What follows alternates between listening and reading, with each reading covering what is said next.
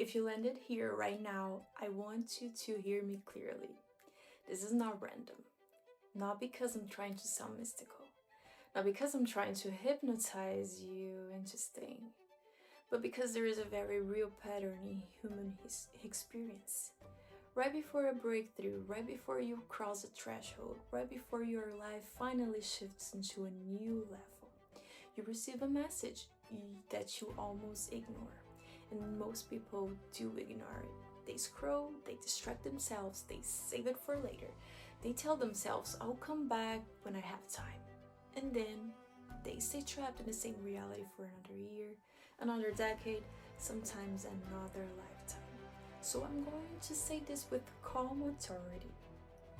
If this video found you, you are close. Close to winning, close to a shift, close to a door that has been locked for you for a long time.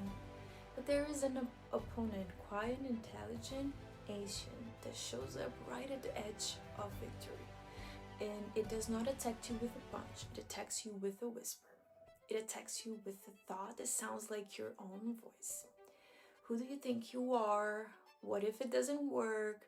What if you embarrass yourself? What if you don't deserve it? What if success ruins everything? What if you finally grow and then you can't handle it? And if you don't understand what that opponent is, you will do what most people do. You will interpret those thoughts as truth. You will step back. You will sabotage the very thing you begged the universe for. Today, I'm going to review the opponent, and I'm going to give you one simple change of direction that can shift your momentum fast. Because it's not about controlling every thought. It's about taking control of something deeper than thought. And if you apply what I'm going to teach, you will stop abandoning yourself at the exact moment you're supposed to rise. There's a very specific emotional landscape that happens when you're close to winning. It doesn't look like victory. It looks like pressure. It looks like tension. It looks like a weird mix of excitement and nausea. Because your conscious mind is looking forward, but your conscious is trying to pull you back. Let me describe it and see if it matches your life. You start getting signs that something is opening. You feel new clarity, you get a new opportunity, you meet someone helpful, you finally feel energy to begin. You commit to a path, even if you don't know every step yet. And then the mind starts throwing rocks at your windshield. Not just normal doubts, intrusive doubts. The kind that show up right when you sit down to work. The kind that show up right when you're about to post, apply, launch, speak, or commit. And those thoughts often do something sneaky. They don't only talk about failure, they talk about success. They say, what if you succeed and then people expect more from you? What if you grow and you can handle the responsibility? What if money comes and you don't know taxes, management, systems, and suddenly you lose everything? What if you become visible when people criticize you? What if your family changes towards you? What if your friends turn cold? What if success isolates you? That's not your logic. That's your inner opponent using fear as a leash. Now, this is important. Having contradictory thoughts is normal. It's human. But the danger is when you misread them, when you treat them like a prophecy, when you allow a protective part of your psyche to become the prison guard of your future. So what is the opponent? It has many names, but the most accurate name, the name used by death psychology, is the shadow. Imagine you're in a small boat at night. Ocean is dark, the waves are loud, you have been rowing for hours, maybe years, toward a shoreline you can fully see. And finally, in the distance, you see a lighthouse. It's not the shore itself, but it's proof that land exists. It's proof that you're close. Now here's the strange part. When boats get near shore, the water often gets rougher. Why? Because the currents change, because the depth changes, because the environment changes. And many people misinterpret the rough water as a sign to turn back. But the rough water is often a sign that you're close. The same thing happens in the psyche. When you approach a new level, your subconscious senses change. And the subconscious does not love change, not because it's evil, because its job is survival, not expansion. So it creates turbulence, it creates doubt, it creates fear. It tries to keep you in familiar pain instead of unfamiliar power. The turbulence is the shadow, rising like a final storm.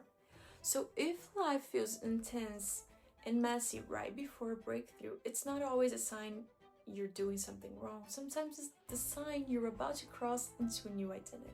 And the shadow does not want to lose control. This one is called the diamond trap.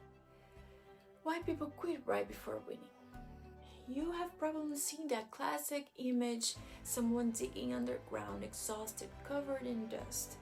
And they stop digging, just 1 inch away from diamonds. That image isn't just motivational, it's psychological. Because there is a specific phenomenon. The closer you get to the thing you want, the more your psyche tests you.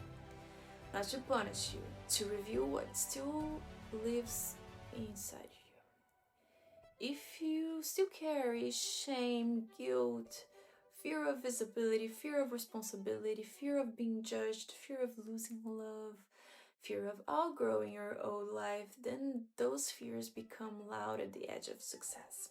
And most people make the wrong move. They try to fight the thoughts one by one. They argue with every intrusive thought like they're in court. No, I'm worthy. No, I can do it. No, it still work. No, I'm strong. But your mind produces thousands of thoughts per day. No matter your religion, you've heard the myth. The devil tempts, the devil divides, the devil makes you stray from your path. Now, forget the cartoon version with horns for a moment, okay? Think symbolically, because symbols are how the unconscious communicates. The word devil has been associated with the idea of division, eye-splitting, attuneness, separation. And when you look at the human being, what do you see? We are divided. We are conscious and unconscious. We are desire and fear. We are ambition and guilt. We are longing for expansion and addicted to comfort. We are light and shadow. The inner division is the real battleground, and the goal to deep psychological growth is not to kill part of yourself, it's to become whole. And this is where Carl Gustav Jung, Swiss psychiatrist and one of the most important explorers of the psyche, becomes extremely relevant. Jung taught that human development is a process he called individuation, which is the journey toward wholeness, toward integration, toward becoming one, internally aligned, not torn in two. So when you feel sabotage right before success, you're not fighting an external monster. You're meeting the divided parts of yourself. You're meeting the shadow, the part of you you reject, the part of you you hid, the part of you you never wanted to feel. And the shadow doesn't appear to ruin you. It appears to be integrated so you can now become whole. Let's get practical. What is the shadow in everyday life? It is the collection of rejected emotions, suppressed needs, unprocessed memories, denied desires, disowned power, unhealed shame, and it functions like a psychological security system. It believes it is protecting you. So when you approach a level of expansion, the shadow says, danger. Because expansion requires risk, visibility, new territory, responsibility. And the shadow fears those things because it associates them with pain from the past. So it creates intrusive thoughts that are designed to stop you. Not by convincing you you're weak, but by convincing you you are being realistic. This is how the shadow wins. It wears the mask of logic. It says, you're just being smart, you're just being cautious, you're just being realistic. But what its reality doing is preserving a familiar identity. And the identity it protects is often built on limitation. So, how do you move through this? Not by becoming a robot who has no negative thoughts. That's not the goal. The goal is to stop treating negative thoughts as commands. To stop treating fear as truth. And here comes the key pivot of this entire video. The real battle is not thought versus thought. The real battle is feeling versus feeling. The frequency versus frequency. Because feelings are stronger than thoughts. And there is a reference from research that illustrates this in a very striking way. That are studies popularized by the Heart Math Institute that point to a powerful idea. The heart generates a measurable electromagnetic field, often described as stronger than the brain's field. Now, regardless of how you interpret the exact numbers, what matters is the principle. Emotion radiates. Emotion is not a private event. Emotion is a broadcast. It shapes perception, choices, posture, tone of voice, behavior, and attention. That means emotion becomes a signal reality responds to. This is why someone can repeat 1,000 positive affirmations, but deep down they feel unworthy, unsafe, guilty, ashamed, scared, resentful. Then the feeling wins. Always. Because the feeling is the subconscious truth. The thought is the surface declaration, and reality responds to the subconscious truth. So if you're close to winning and your thoughts become chaotic, the real solution is not to chase every thought. The solution is to stabilize the emotional broadcast, to change the frequency, to put your inner system into a state that makes those thoughts lose authority. When your emotional state is coherent, calm, grounded, confident, intrusive thoughts still appear, but they pass like clouds. When your emotional state is chaotic, fearful, ashamed, tense, intrusive thoughts feel like a thunder. Same mind, different frequency. So what do? You learn emotional mastery, not emotional suppression, meaning you can move your state deliberately. You can steer your inner ship. This is the difference between people who attract opportunities and people who feel constantly blocked. It isn't luck, it's the emotional baseline. Think of two people facing the same problem. Both get a financial challenge. Person A says, of course, my life is always like this. Money is impossible. I can breathe. Person B says, okay, this is a situation, I'm going to solve it. There's always a way. Same problem, different frequency. Person A's nervous system contracts. Their mind narrows, they miss options, they repel help because they feel heavy. Person B's nervous system stays open, their mind remains creative, they notice solutions, they attract help because they feel coherent. People call this positive mindset, but it's deeper than mindset. It's emotional regulation. It's identity. It's the inner broadcast. Now here's the paradox. When you're about to break an old pattern, scarcity, invisibility, limitation, that is exactly when the shadow intensifies the emotional chaos. Because it's losing control, it's the last defense. So if you're experiencing emotional turbulence right now, don't immediately assume it means stop. Sometimes it means integration is happening. Sometimes it means you're about to graduate. But you need a method, a way to work with the heart, not just the mind. Here's a simple change of direction that shifts everything. Stop trying to control every thought. start controlling your emotional state first. Because when your emotional state shifts, your thoughts reorganize. It's like trying to clean a room during a hurricane. You can't. But if you calm the storm, cleaning becomes easy. Now I'm going to make this extremely practical. When intrusive thoughts show up right before success, the instruction is not argue with the thought. The instruction is change the state. How do you change the state? You move your body, you change your environment, you change your sensory input, you change your focus, you connect to a feeling that expands you.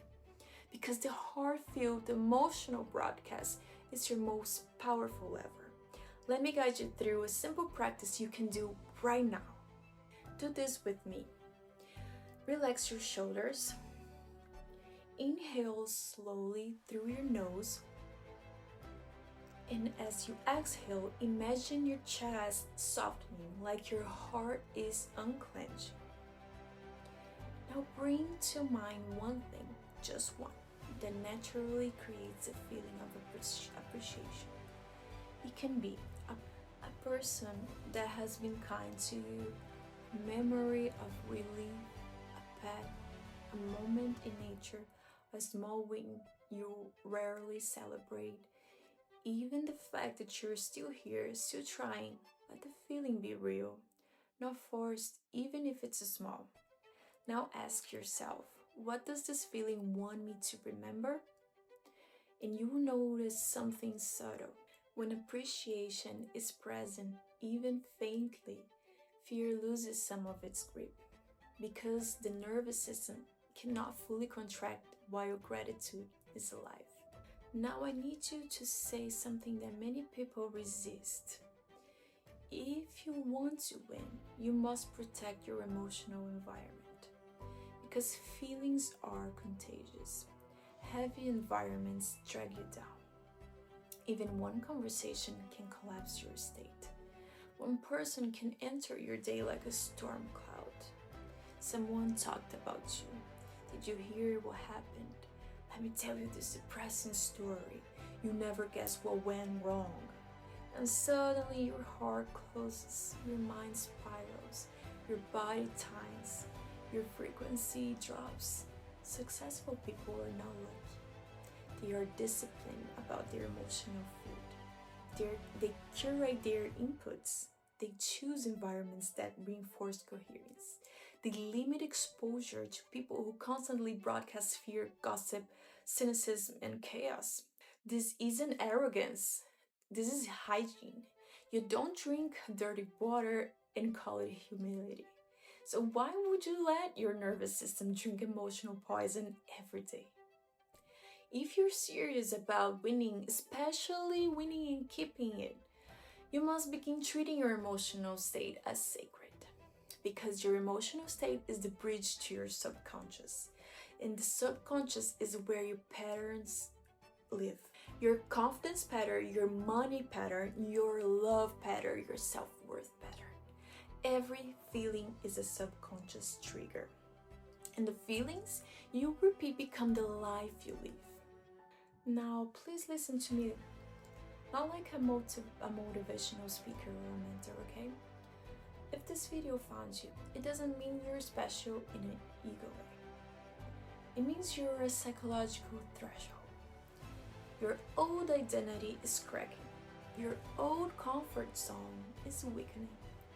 And the shadow is trying to put you back, using fear disguised as logic.